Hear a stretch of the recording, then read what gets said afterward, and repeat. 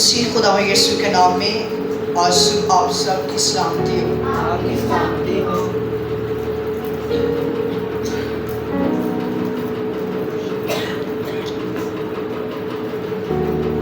تو آج صبح جو بائبل مقدس میں ہم اپنی تربیت کے لیے کلام خدا میں سے دیکھیں گے، جن کے پاس بائبل مقدس ہے وہ میرے ساتھ نکالے پرانے عہد نامہ میں سے یرمیہ نبی کا صحیفہ ہے اور اس کی جو بائبل مقدس میں چند آیات ہم پڑھیں گے وہ یہ ہے یرمیہ 33واں باب اور اس کی دوسری آیت۔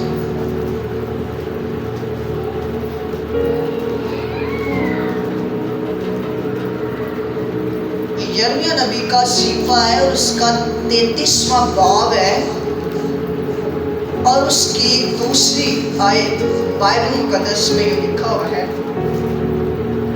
لکھا ہے خداوند جو پورا کرتا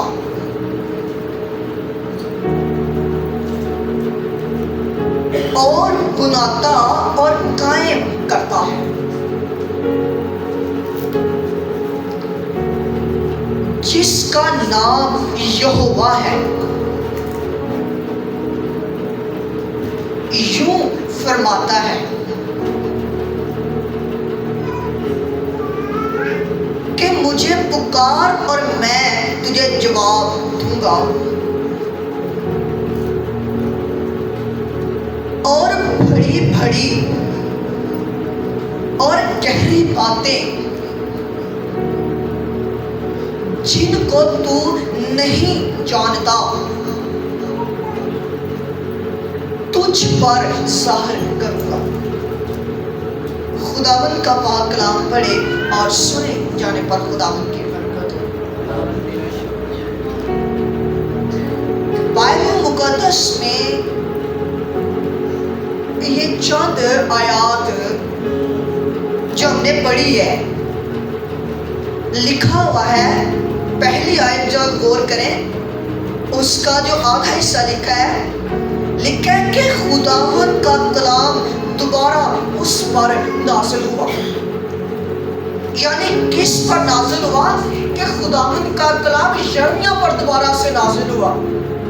پچھلے سنڈے ہم نے اس بات پر غور کی تھی، اس جگہ پر بھی لکھا ہوا تھا کہ خداوند کا کلام یرمیہ پر نازل ہوا اور خداوند کہتا ہے کہ یرمیہ اٹھ اور کمہار کے گھر کے اندر چلا جا، میں وہاں پر اپنا کلام تجھ پر نازل کروں گا اور وہاں پر گہری اور بھید کی باتیں تجھ پر نازل کروں گا۔ اور یہاں پر بھی کلام کہتا ہے کہ پھر دوبارہ خداوند کا کلام یرمیہ پر نازل ہوتا ہے، یعنی کہ یرمیہ پر نازل ہو کر خداوند کا کلام یہ کہتا ہے، اس پر یہ بھید کھول دیتا ہے، کہتا ہے کہ میں ہی وہ خدا ہوں جو تجھے بناتا، جو قائم کرتا، جو پورا کرتا ہے، لیکن میں یہوہ یری ہوں، میں تجھے مہیا کرنے والا ہوں۔ اور اس کے بارے لکھا ہوا ہے کہ مجھے پکار تو میں تجھے جواب دوں گا اور بڑی بڑی اور گہری باتیں جن کو تو نہیں جانتا تجھ پر نازل کروں گا۔ یعنی کہ یہاں پر ایک کرج آپ کو یہ کہنا چاہتا ہوں، بڑی اور بھید کی اور گہری باتیں لینے کے لیے خداوند کی حضوری کے اندر ٹھہرنا پڑتا ہے، گہری بھید کی باتیں لینے کے لیے، مکاشفات کو لینے کے لیے باپ کی حضوری، باپ کی پریزنس کے اندر رہنا پڑتا ہے۔ جب کوئی بشر باپ کی پریزنس کے اندر رہتا ہے، اس کی رفاقت، اس کی محبت کے اندر رہتا ہے، تو اس پر اپنے عجیب مکاشفات کو وہ کھولنا شروع کر دیتا ہے، اس کی زندگی کے اندر نبوت کی باتوں کو جاری کرنا شروع کر دیتا ہے، اس کی زندگی کے اندر بھید کی باتوں کو جاری کرنا شروع کر دیتا ہے، اس کی زندگی کے اندر نجات کی باتوں کو جاری کرنا شروع کر دیتا ہے۔ اور کلام کہتا ہے جب تو مجھے پکارتا ہے تو میں تجھے جواب دوں گا، اور گہری گہری اور بڑی بھید کی باتیں جن کو تو نہیں جانتا، کلام کہتا ہے کہ میں تجھ پر نازل کروں گا۔ और बाइबल मुकद्दस में से मैं देख रहा था कि गहरी और भेद की बातें होती किस तरह की है। कि खुदावन का कलाम कहता है कि तू मुझे पुकारता है तो मैं तुझे जवाब दूंगा। बाइबल मुकद्दस के अंदर एक जगह पर लिखा हुआ है कि तुम मांगते मुझे पुकारते हो, लेकिन लिखा हुआ तुम्हें इसलिए नहीं मिलता क्योंकि बुरी नीयत से मांगते हो। तुम्हारे मांगने का अंदाज, तेरे मांगने का स्टाइल, तेरा तरीका खुदावन का कलाम कहता बुरा है, इसलिए मैं तुझे नहीं देता, इसलिए मैं तेरी नहीं सुनता। लेकिन खुदावन का कलाम ये कहता है कि जब तू मुझे पुकारता है तो वो बड़ी बड़ी भेद की बातें तुझ पर नासिल कर देता हूँ। यानी कि मांगना तो पुकारना है तो नियत के साथ मांगना है। बाइबल मुकद्दस के अंदर अगर देखा जाए तो खुदावन का कलाम हमें यूं फरमाता है, मत्ती ही की अंजील के अंदर लिखा हुआ है, लिखा है मांगो तो तुम्हें दिया जाएगा, ढूंढो तो पाओगे, दरवाजा खटखटाओ तो तुम्हारे वास्ते खोला जाएगा।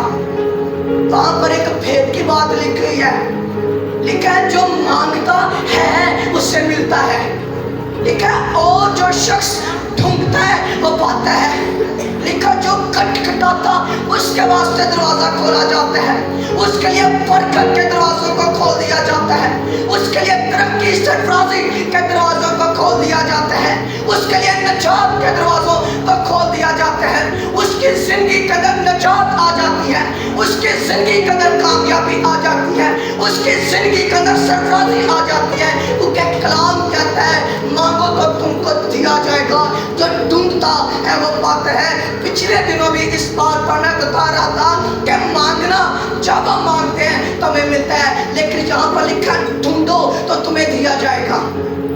आज हमें ढूंढने की जरूरत है कि ढूंढना किस तरीके से है। ढूंढने का अंदाज भी हमारा होना चाहिए और ढूंढने का अंदाज भी हमारा खुदावन की मर्जी के मुताबिक होना चाहिए। जिस तरह ये पेंसिल इस जगह पर पड़ी हुई है, इसे मुझे ढूंढने की जरूरत नहीं है क्योंकि मेरी आंखों के सामने पड़ी हुई है।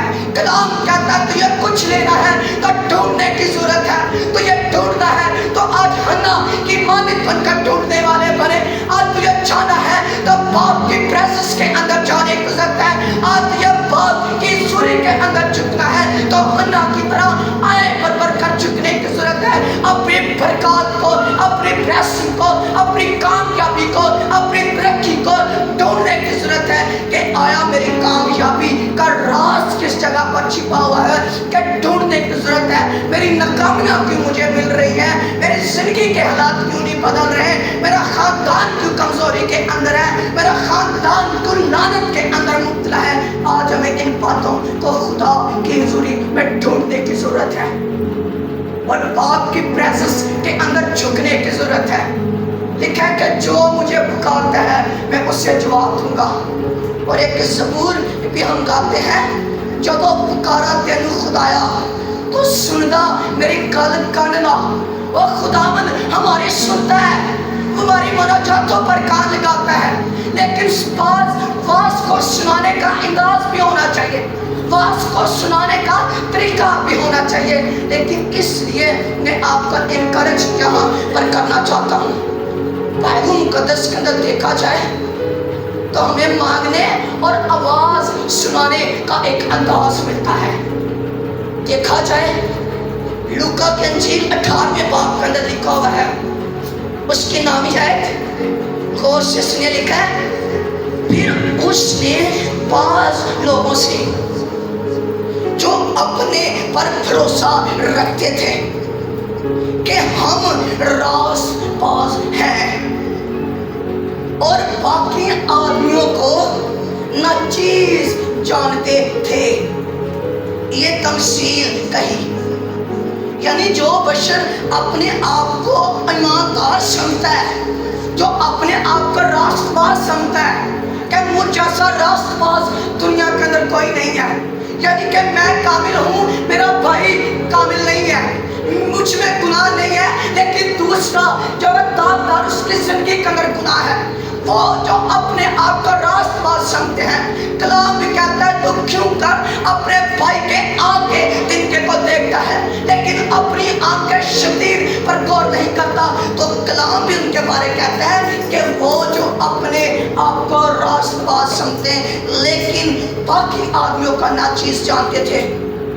کیا لکھا ہوا ہے؟ لکھا ہے کہ دو شخص ہیکل میں دعا کرنے گئے، ایک فریسی اور دوسرا محصول لینے والا. جو فریسی ہوتے تھے اس وقت فریسی فقی فریسی انہیں شر کے عالم مانا جاتا تھا. وہ جن کے پاس حکمت کے خزانے ہوتے تھے وہ شر کے عالم انہیں اس وقت مانا جاتا تھا. لیکن جو محصول لینے والے ہوتے ہیں، جو چوکیوں پر ٹیکس لینے والے ہوتے ہیں، انہیں لوگوں کی نگاہوں کے اندر انہیں گناہ گار اور حقیر شخص جانا جاتا تھا. یہ ہے فریسی جو شر کا عالم خود کو مانتا ہے، جو خود کو راست باز سمجھتا ہے، جو خود کو کامل شخص سمجھتا ہے. تو کلام کیا کہتا ہے؟ لکھا ہے لیکن محصول لینے والا. ذرا مانگنے کا انداز دیکھیں.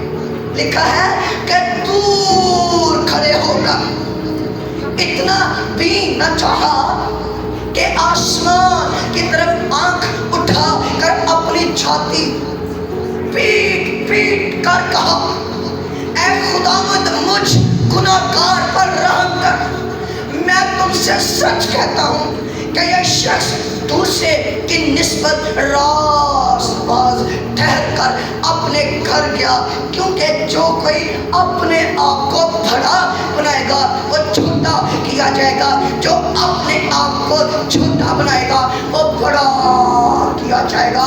یعنی کلام یہاں پر ہمیں انکرج یہ کرنا چاہتا ہے کہ وہ فریسی جو خود کو کامل شخص سمجھتا تھا، جو خود کو راست باز سمجھتا تھا، اس کے مانگنے کا انداز بھی ہمیں مل جاتا ہے اور وہ گناہگار کے مانگنے کا انداز بھی ہمیں مل جاتا ہے. اور کلام فریسی کے بارے کہتا ہے کہ یہ اپنی عادتیں اپنی روایتیں خداوند کے زور پیش کر رہا ہے اور کہتا ہے کہ میں دعوت بھی دیتا ہوں، میں روزے بھی رکھتا ہوں، میں تیری حضوری کے اندر بھی آتا ہوں. لیکن کلام کہتا ہے ذرا اس محصول لینے والے کے مانگنے کے انداز پر غور کرے.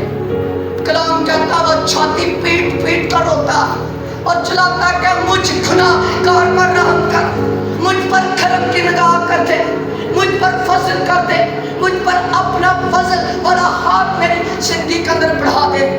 اور ایک خادم سے میں سن رہا تھا، وہ کہتا آج لوگ کہتے ہیں نا کہ یہ بڑا لکی ہے، یہ کامن ورڈ ہے، لوگ کہتے ہیں کہ یہ بہت زیادہ لکی ہے. وہ کہہ رہا تھا کہ جب کوئی مجھے کہتا ہے کہ پاسوان صاحب آپ بہت زیادہ لکی ہے، وہ کہتا نو میں لکی نہیں ہوں. وہ کہتا آئی ایم بلیسڈ. وہ کہتا میں بابرکت والا ہوں، کیونکہ وہ کہتا لکی بیڈ لک بھی ہوتا ہے، گڈ لک بھی ہوتا ہے، لیکن جو بابرکت شخص ہوتا ہے، جو بلیسڈ شخص ہوتا ہے، وہ خود بھی بابرکت ہوتا ہے اور دوسروں کو بھی بابرکت بنا کر رکھ دیتا ہے. اس لیے آج آپ رب مانگنے والے بنے، آپ لکی نہ بنے بلکہ آج آپ بلیسڈ بنے اور دوسروں کو بھی بابرکت اور بلیسڈ بنانے والے بنے. تب بلیسڈ بنیں گے جب رحم خدا کا آپ کی زندگی کے اوپر ہوگا، جب آپ کا جھکنے اور مانگنے کا انداز فریسی کی مانند نہیں بلکہ محصول لینے والے کی مانند ہوگا. لکھا وہ چھاتی ہی پیٹتا جا رہا ہے، وہ چلاتا ہی جا رہا ہے، روتا ہی جا رہا ہے کہ مجھ گناہگار پر رحم کر. لیکن میں آپ کو یہاں پر انکریج یہ کرنا چاہتا ہوں، آج ہمارے مانگنے کا انداز ہونا چاہیے تو ایسا ہونا چاہیے خداوند کو حضوری کرنا شرمیہ کی طرح آہیں کرنے والے بنے اور رونے چلانے والے بنے. مجھ پر رحم کر، مجھ پر فضل کی نگاہ کر. تو پھر وہ آپ کی زندگی کے اندر وہ چھپے ہوئے بھید، وہ گہری باتیں آپ کی زندگی پر نازل کر دے گا. پھر آپ جب اس کی حضوری کے اندر ڈھونڈیں گے، جب آپ محصول لینے والے کی طرح آ کر مانگیں گے تو وہ آپ کی زندگی کے اندر نجات اور بحالی اور ترقی کے دروازے کو کھول دے گا. پھر آپ یہاں پر آمین اس طرح خداوند کے کلام کو اپنی زندگی کے اندر لینے کی ضرورت ہے. اور بائبل مقدس کے اندر ایک بات اور ہمیں ملتی ہے، وہ جو کلام کہتا ہے اندھا راہ کے کنارے بیٹھا ہوا بیکاری، کیا اس کا بھی مانگنے کا انداز ہے؟ کلام کہتا ہے کہ جب جگہوں میں سے ہو کر گزر رہا تھا تو کلام کہتا اس نے آواز سنی. تو بائبل اس کے بارے کہتی ہے کہ جب یسوع کا وہاں سے گزر ہوتا ہے تو کلام فرماتا ہے کہ وہ انتا جو راہ کے کنارے بیٹھا ہوا تھا اس نے بلند آواز سے پکارنا چلانا شروع کر دیا, اے یسوع ابن داؤد مجھ پر رحم کر. لیکن کلام کہتا ہے لوگوں نے بھیڑ نے اسے کاٹا کہ چپ رہ, لیکن کلام کہتا وہ چپ نہیں رہا بلکہ اس کے مانگنے کا انداز دیکھے کلام کہتا اور بلند آواز سے پکارتا رہا. اور جب یسوع نے دیکھا تو مسیح نے کہا اسے میرے پاس لے کر آؤ. تو کلام یہاں پر کہتا ہے یسوع نے کہا تو کیا چاہتا ہے کہ میں تیرے لیے کروں؟ اس نے کہا کہ میں بینا ہو جاؤں اور دیکھنا شروع کر دوں. تو کلام کے اندر لکھا ہے یسوع نے اس سے کہا بینا ہو جا. لکھا ہے تیرے ایمان نے تجھے اچھا کیا. وہاں پر لکھا ہوا ہے وہ اسی دم بینا ہو گیا اور خدا کی تمجید کرتا ہوا اس کے پیچھے ہونے لگا.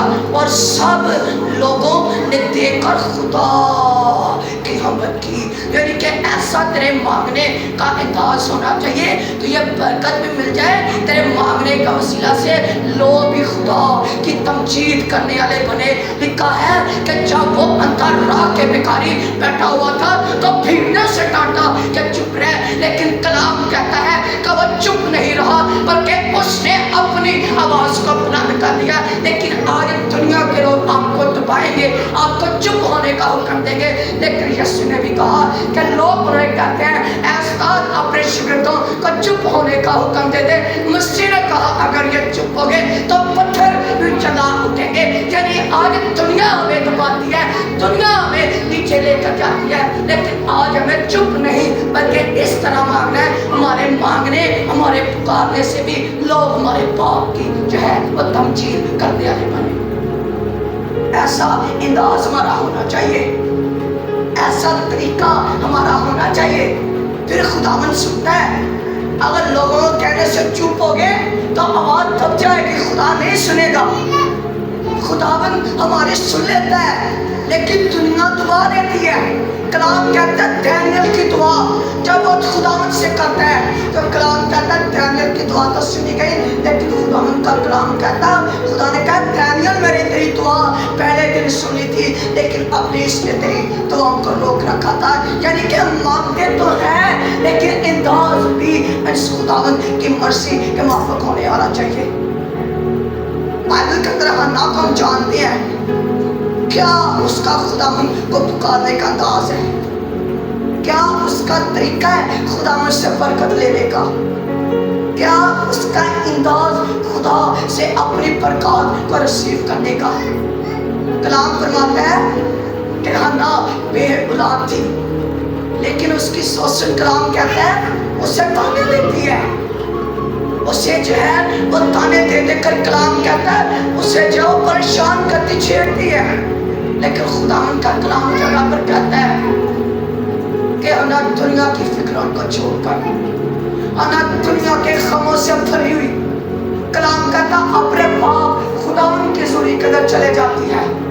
اور کلام کہتی ہے وہ اس قدر خدا کی حضوری قدر ہنا مگن. کلام کہتا ہنا بے اولاد تھی لیکن اس کا مانگنے کا انداز دیکھے بائبل کے اندر.